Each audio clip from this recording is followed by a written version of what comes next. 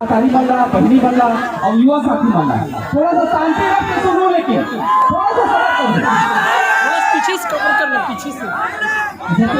तारी मल्ला बहनी मने तुम्हारे प्रणाम। बड़े बुजुर्ग मने मंच में आसीन हमारे महान वरिष्ठ नागरिक मल्ला बहुत बहुत प्रणाम है आपका बुझेगा। शुरू में बोलता क्या है, थोड़ा दिमाग कम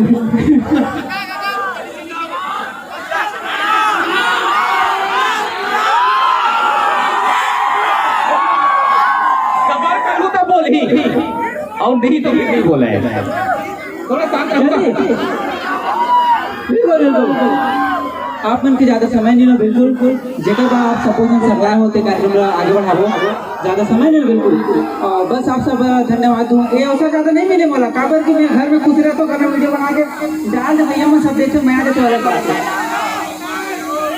तो सबको दिल से धन्यवाद, आभार, अभिनंदन, Aadhaar card, PAN card, ration card